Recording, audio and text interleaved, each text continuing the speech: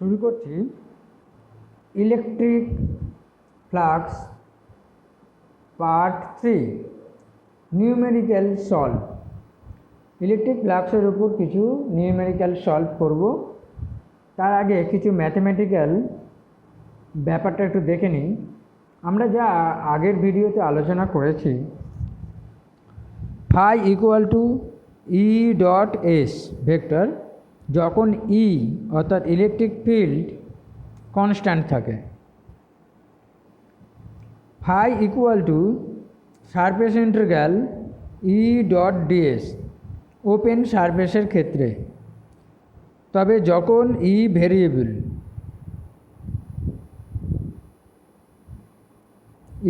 Variable, হবে অর্থাৎ পরিবর্তনশীল, সেক্ষেত্রে ওপেন সারফেসের ক্ষেত্রে এই ফর্মুলাটা phi equal to close surface integral E dot dS close সারফেসের ক্ষেত্রে। তড়িৎ ফ্লাক্স বহির্মুখী হলে অর্থাৎ E leaving the close surface, কোনো সারফেস থেকে যদি ইলেকট্রিক ফিল্ড বেরিয়ে আসে বা ইলেকট্রিক ফোর্স অফ লাইন বেরিয়ে আসে বা ফ্লাক্স যদি বেরিয়ে যায়, সেটা হবে পজিটিভ।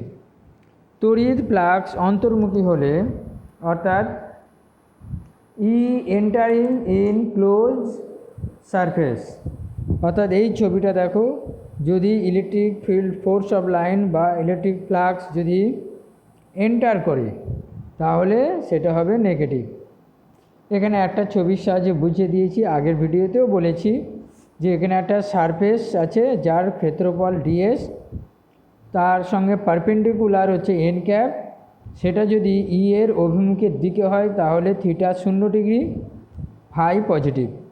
আর যদি উল্টো দিকে আমরা ডিরেকশানটা নিই, তাহলে ই ভেক্টর আর এন ভেক্টর পরস্পর 180 ডিগ্রি কোণ করছে, তখন ফাইটা হবে নেগেটিভ। ক্লিয়ার? আচ্ছা, আমরা প্রথম প্রবলেম নিয়ে চলে যাচ্ছি। প্রথম প্রবলেম হচ্ছে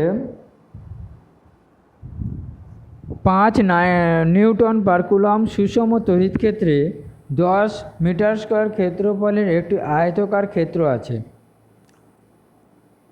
তড়িৎ ক্ষেত্রের অভিমুখ তলটির লম্ব অভিমুখের সঙ্গে 60 ডিগ্রি কোণে আনত।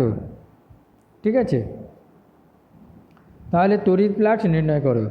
যদি আমরা ছবিটা আঁকি তাহলে আমাদের কাছে ক্লিয়ার হয়ে যাবে। এইটা হচ্ছে ক্ষেত্রফল S equal to 10 metre square. এই যে বলেছে 10 মিটার স্কোয়ার।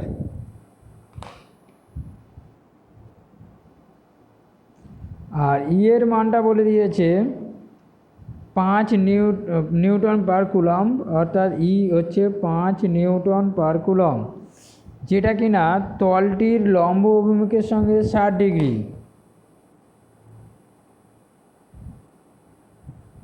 ওকে, এখন লম্ব অভিমুখ মানে এই যে পারপেন্ডিকুলার ডিরেকশান, যেটা কিনা এন ক্যাপ বলা হয়, তার সঙ্গে 60 ডিগ্রি কোণ করে আছে। ঠিক আছে, তার মানে এইভাবে আঁকতে হবে। এই হচ্ছে ইয়ের ডিরেকশন, এটা বোঝাচ্ছে। ওকে, আর এইটা বলে দিয়েছে থিটা সমান 60 ডিগ্রি। এই যে ছবিটা আঁকা কমপ্লিট করতে পারলে তাহলে তোমাদের পক্ষে সুবিধা হবে। তাহলে ফাই ইকুয়াল টু কি ফর্মুলাটা, ই ডট এস। তাহলে ই এস কস থিটা, ই এর মান হচ্ছে এইটা 5, এস এর মান হচ্ছে 10, আর কস থিটা মানে হচ্ছে 60। তাহলে 5 10 50 আর কস 60 মানে হাফ, তাহলে কত হলো 25। ঠিক আছে, newton per coulomb metre square. Okay, এই হচ্ছে অঙ্ক, খুবই সোজা অঙ্ক। পরের অঙ্কেও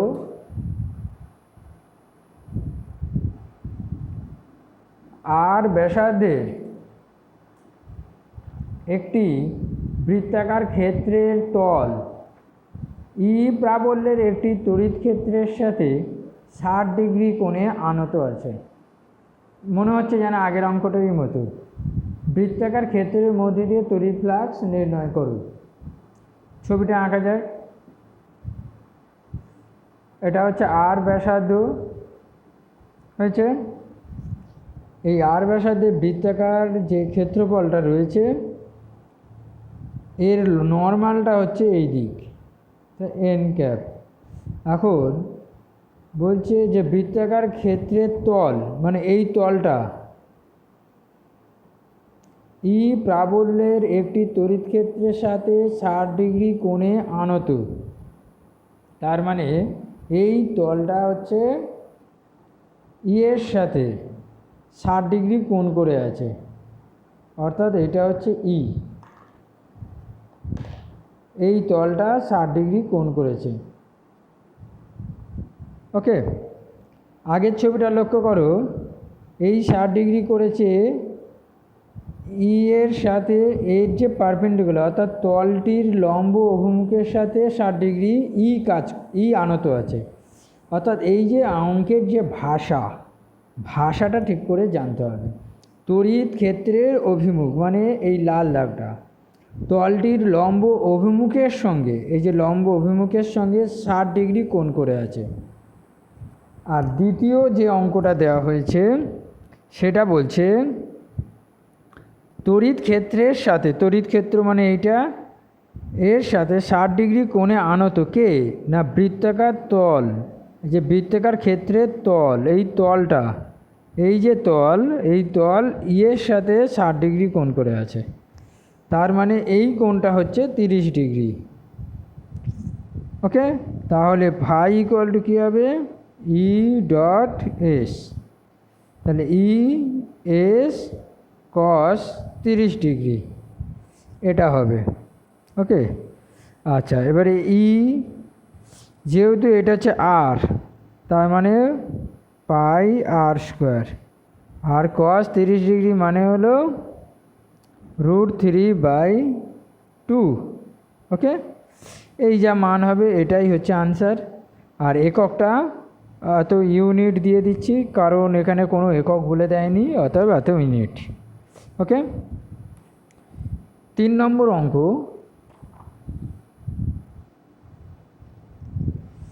কোনো স্থানে 4J3K ইউনিট ভেক্টর সমন্বিত n/c প্রাবল্যের একটি তড়িৎ ক্ষেত্র ক্রিয়া করছে। ওকে, 60 সেন্টিমিটার বাহু বিশিষ্ট একটি বর্গাকার পাতকে YZ তলের এবং XZ তলের সমান্তরালে ধরলে তার মধ্যে দিয়ে অতিক্রান্ত তড়িৎ ফ্লাক্স কত হবে? প্রথমে আমি নোট করি ই এর মানটা 4J cap plus 3K cap Newton per coulomb, এটা হচ্ছে ই হয়েছে। আর এস কত বলেছে, 60 সেন্টিমিটার, তার মানে 0.6 মিটার তার স্কোয়ার।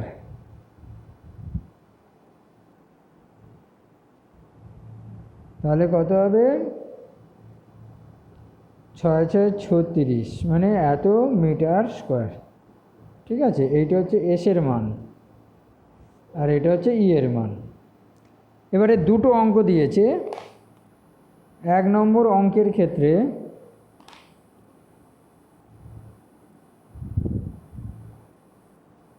এটা এক্স অক্ষ, এটা ওয়াই অক্ষ, এটা জেড অক্ষ। YZ তল, YZ তল খুঁজো, এটা হচ্ছে YZ তল। ওকে, এই YZ তলে একটা আয়তক্ষেত্র আমরা কল্পনা করব। এখন যে কোনো ক্ষেত্রফলের সঙ্গে লম্বভাবে পারপেন্ডিকুলার একটা রেখা টানতে হবে, যে রেখাটা এক্স অক্ষের সাথে সমান্তরাল। লক্ষ্য করো, যাই তাই করে আঁকলে চলবে না। এই যে এক্স ওয়াই জেড হচ্ছে পরস্পর পারপেন্ডিকুলার, তাহলে জেড ওয়াই মানে ওয়াই জেড তলটা তার সঙ্গে লম্ব পারপেন্ডিকুলারটা হবে এক্স অক্ষের সঙ্গে। তাহলে এর ইউনিট ভেক্টর হবে কি, আই ক্যাপ। যেটা আমরা এন ক্যাপ লিখি সেটা হচ্ছে আই ক্যাপ। ওকে, তাহলে ফাই ইকুয়াল টু কী হবে, phi equal to E dot S. E এর মানটা কত, ই এর মান 4j cap plus 3k cap dot এসের মানটা কী হবে, এসের মান এখানে বলে দিয়েছে 0.36 হয়েছে, আর এর ইউনিট ভেক্টর হচ্ছে আই ক্যাপ। আমরা ডট প্রোডাক্ট জানি, জের সাথে আই ক্যাপ যদি ডট প্রোডাক্ট নিই তাহলে 0 হবে, আর জের সাথে কে এর ডট প্রোডাক্ট নিলে 0 হবে, অর্থাৎ মানটা হলো 0। ক্লিয়ার? এবার হচ্ছে 2 নম্বর অঙ্কটা করব। 2 নম্বরে বলছে এক্স জেড তল, এটা এক্স অক্ষ, এটা ওয়াই অক্ষ, আর এটা হচ্ছে জেড অক্ষ। এক্স জেড তার মানে এই তলটা নেব, এই তলের সঙ্গে লম্ব অভিমুখ পারপেন্ডিকুলারলি যে নর্মালটা আঁকা হলো সেটা হচ্ছে জে ক্যাপ, হচ্ছে এর ইউনিট ভেক্টর, কারণ ওয়াই অক্ষের সাথে সমান্তরাল। তাহলে এখানে ফাই ইকুয়াল টু কী হবে, ই ডট এস। ই এর মানটা বসিয়ে দাও এখান থেকে 4j প্লাস 3k ডট এসের মানটা আমরা জানি 0.36, এইখানে হচ্ছে জে ক্যাপ। এখন সিমিলার ডট প্রোডাক্ট থেকে যায়, তার মানে 4 × 3.36 এটা থেকে যাচ্ছে, আর বাকিটার সঙ্গে 0 হয়। তাহলে এটাকে গুণ করলে কত মান দাঁড়াবে, এটা গুণ করলে 1.44 এত newton metre square per coulomb. এই হচ্ছে উত্তর। খুব ভালো অঙ্ক, এই ধরনের অঙ্ক পরীক্ষায় আসে। নেক্সট পরের অঙ্কে চলে যাচ্ছে। একটি সুষম তড়িৎ ক্ষেত্রে ই সমান ব্যাসার্ধের একটি চোঙের অক্ষ এক্স অক্ষ মানে পজিটিভ এক্স অক্ষ বরাবর আছে। তাহলে চোঙটা এঁকে ফেলছি। দেখাতে বলেছে যে ওই চোঙের মধ্যে দিয়ে মোট অতিক্রান্ত তড়িৎ ফ্লাক্স 0 হবে। তো আগে চোঙের ছবিটা আঁকা যাক।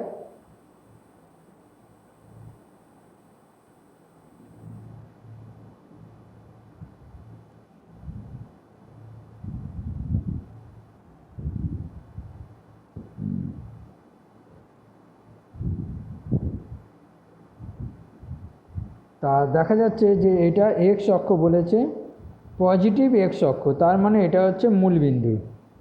এইটা ওয়াই অক্ষ ধরছি আর এটাকে জেড অক্ষ ধরছি। ক্লিয়ার? তো লক্ষ্য করে দেখো, এই যে চোঙটা আছে এই চোঙের কয়টি তল আছে, কারণ আমরা তড়িৎ ফ্লাক্স নির্ণয় করব।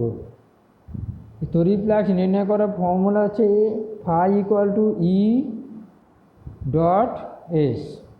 ওকে, আর তড়িৎ ক্ষেত্র হচ্ছে এক্স অক্ষ বরাবর আছে,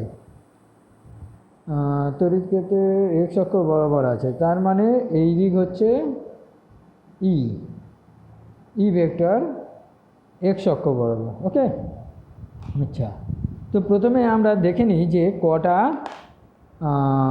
তল রয়েছে। দেখো, এটা একটা তল, এটা একটা তল, এটা হচ্ছে বৃত্তাকার তল। ওকে, আরেকটা হচ্ছে সমগ্র তল, অর্থাৎ বেলন আকৃতির যেটা। এই খাতাটাকে যদি আমরা এইভাবে মুড়ি, তাহলে দেখো এই যে খাতাটা আমরা পাচ্ছি, এই যে গোল রাউন্ড, এই যে গোল রাউন্ড, এটাও একটা তল। এটাকে যদি আমরা ছুরি দিয়ে কাটি, এইভাবে যদি কাটলে এরকম হয়ে যাচ্ছে, অর্থাৎ একটা আয়তক্ষেত্রাকার চেহারা নেবে। এটা একটা তল হয়েছে। তো সেই তলের একটা ক্ষুদ্র অংশ বেছে নিলাম, এটা হচ্ছে একটা ক্ষুদ্র অংশ বেছে নিলাম। তাহলে আমরা 3টে ক্ষেত্রফল পাবো। তো ধরে নিচ্ছি এই ক্ষেত্রফলটা হচ্ছে S1, এই ক্ষেত্রফলটা হচ্ছে S2, আর এই ক্ষেত্রফল হচ্ছে S3 হয়েছে। আচ্ছা, তো S1 আর S2 হচ্ছে দুজনের সমান, কারণ সমান ব্যাসার্ধ বলা হয়েছে, ব্যাসার্ধ সমান বলা হয়েছে, তাহলে S1 S2 দুজনের সমান। এখন S1 এই যে তলটা, এর লম্ব অভিমুখ হচ্ছে এই দিক, আর যেটা কিনা -n এর ইউনিট ভেক্টর, আর এই দিকে S2 এর নর্মালটা হচ্ছে n2 একটু ঘেঁষাঘেঁষি হয়ে গেল, ছবিটা একটু বড় করে দেখাচ্ছি, n2 অর্থাৎ এই তলের লম্ব অভিমুখে যে normal direction unit vector n2 ওকে। তাহলে প্রথম যে তল দুটো অর্থাৎ S1 তল আর S2 তলের তোমার বার করতে হবে। তাহলে 1 নম্বর ক্ষেত্রে S1 তলে φ1 কত হবে, S1 ওকে, S1 cos থিটা। তো এক্ষেত্রে থিটাটা কত হবে, থিটা হবে দেখো এর অভিমুখ এই দিকে আর n ক্যাপের ডিরেকশন এই দিকে, তাহলে এটা হবে 180 ডিগ্রি। তাহলে S1 cos 180 ডিগ্রি, তাহলে মাইনাস, আচ্ছা এখানে S1 সমান S2, আমি সমান S ধরি, ঠিক আছে। তাহলে এটা হচ্ছে ES হলো মাইনাস ES। দেখো আমি তোমাদের বলেছিলাম না যে ডিরেকশন যদি আলাদা উল্টো দিকে হয় পরস্পর, তাহলে 180 ডিগ্রি হলে নেগেটিভ ফ্লাক্স হয়। ওকে, আশা করি বুঝতে পেরেছো। এবার 2 নম্বর তলের জন্য অর্থাৎ S2 তলে φ2 কত হবে, ES2 cos থিটা। এক্ষেত্রে থিটার মান যেহেতু ডিরেকশান এই দিকে আর n2 এর ডিরেকশান এই দিকে, তাহলে থিটার মান হচ্ছে 0 ডিগ্রি হয়েছে। তাহলে এখানে হচ্ছে তোমার ES cos 0, যেহেতু S1 সমান S2 সমান S, তাই এটা S লিখলাম, এটা কি হলো প্লাস ES। ওকে, এবার হচ্ছে 3 নম্বর কেসের জন্য লক্ষ্য করো, এইটা হচ্ছে তোমার সারফেস, ঠিক আছে, এর ক্ষেত্রফল আমি S3 ধরলাম। এই সারফেসের নর্মাল হচ্ছে n যেটা কিনা উপরের দিকে, আর হচ্ছে এই দিকে, তাহলে ন্যাচারালি এদের মধ্যে 90 ডিগ্রি কোণ করেছে। তাহলে S3 তলের জন্য কী হবে, φ3 equal to ES3 cos 90 degree. cos 90 degree মান কত, 0 ডিগ্রি, 0, তাহলে বিগ 0। বোঝাতে পারলাম? তাহলে মোট flux φ1 plus φ2 plus φ3 equal to minus ES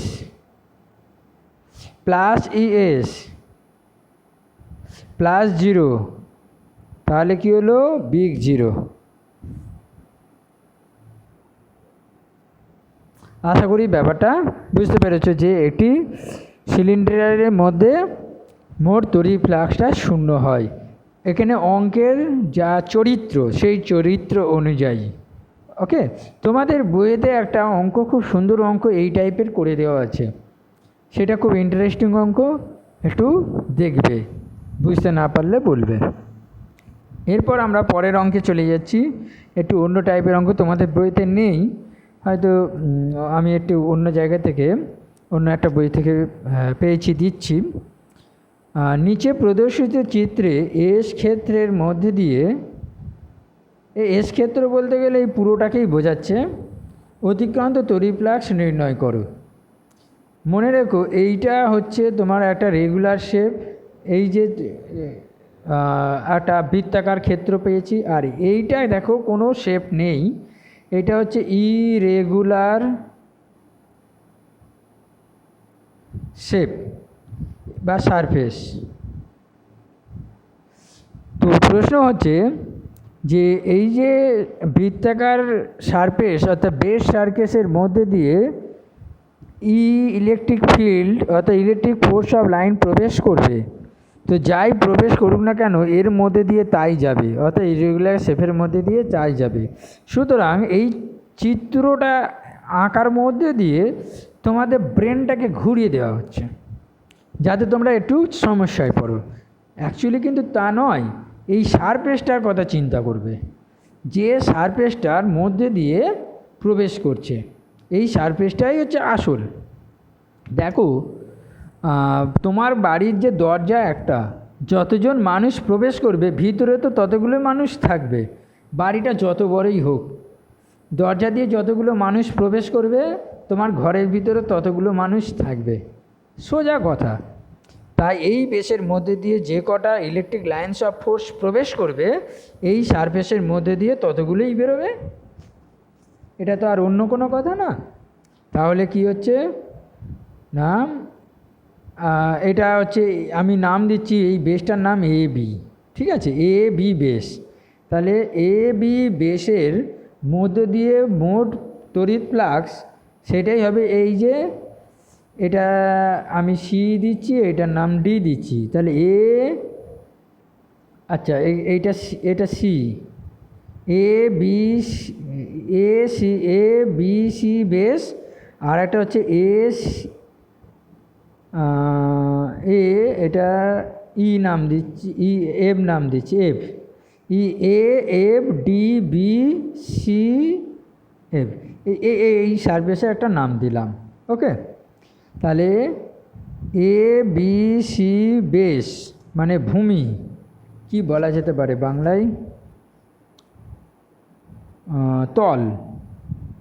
তলের মধ্য দিয়ে তড়িৎ ফ্লাক্স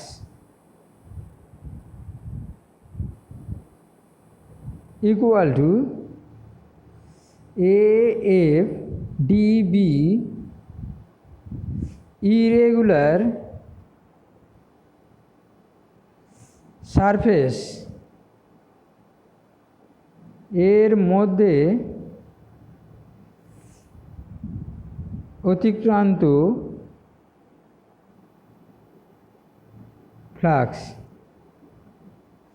তার মানে এই যে বৃত্তাকার ফ্লাক্সটা দেখতে পাচ্ছ, এই বৃত্তাকার যে তলটা, এই বৃত্তাকার তলের মধ্যে দিয়ে যতগুলো তড়িৎ ফ্লাক্স যাবে ইরেগুলার শেপের মধ্যে দিয়ে ততগুলোই তড়িৎ ফ্লাক্স যাবে, এটাই আমার বলার উদ্দেশ্য। তাহলে কি হবে, তড়িৎ ফ্লাক্স ইকুয়াল টু, এখানে যে নর্মালটা আঁকা হচ্ছে সেটা হচ্ছে এন ক্যাপ উপরের দিকে, আর ই প্রবেশ করছে উপর থেকে নিচের দিকে, তাহলে এখানে থিটার মান হচ্ছে 180 ডিগ্রি। তাহলে ই ডট ডিএস, তাহলে ই এস কস 180 ডিগ্রি, তাহলে মাইনাস ই এস হয়েছে।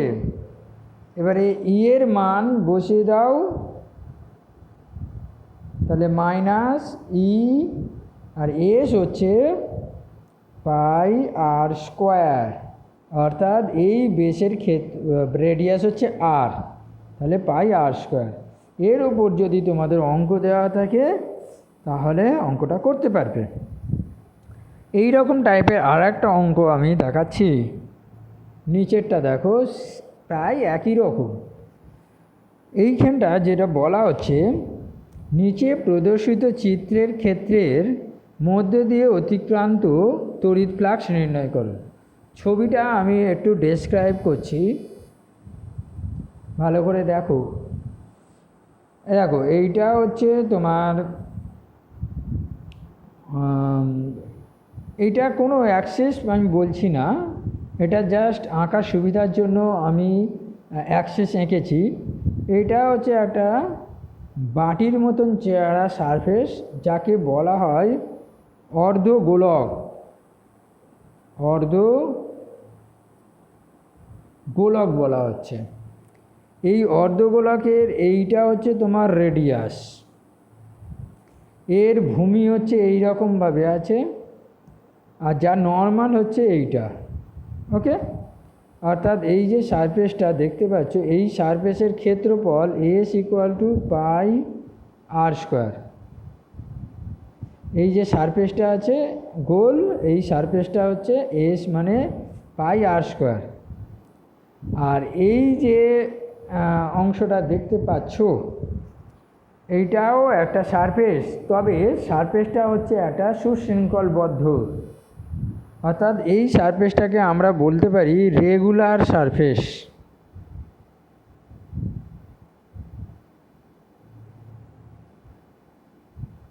ঠিক আছে, আগেরটা ছিল ইরেগুলার, অর্থাৎ নির্দিষ্ট কোনো শেপ ছিল না, আর এইটা হচ্ছে একটা রেগুলার সারফেস। এখানে যে ছবিটা আঁকা হয়েছে সেই ছবিটা হচ্ছে ডিরেকশন অফ ই হচ্ছে থিটা কোণ উৎপন্ন করেছে এই অক্ষের সাথে। ওকে, তার মানে এই ইটা যদি এই দিক বরাবর বেরিয়ে আসে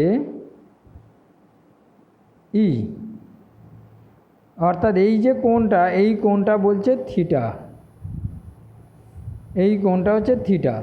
তোমাদের আগে একটা অঙ্ক আমি দেখিয়েছিলাম, একটু পিছিয়ে গেলাম।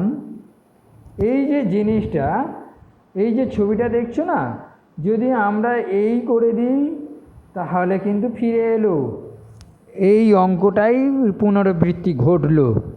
ওকে, তার মানে কোনটা নিতে হবে, নর্মালের সাথে যে কোণটা উৎপন্ন করেছে সেই কোণটাকে নিতে হবে, ভূমির সাথে না। অঙ্ক তো নানাভাবে দেওয়া থাকে, ছবি এঁকে যদি ব্যাপারটা বোঝাতে পারো তাহলে সুবিধে হয়। অর্থাৎ এখানে যেটা হচ্ছে যে এই কোণটাকে কিন্তু নিলে হবে না, নিতে হবে এই কোণটা। আমি এই কোণের নাম দিলাম থিটা ড্যাশ। ওকে, থিটা ড্যাশ।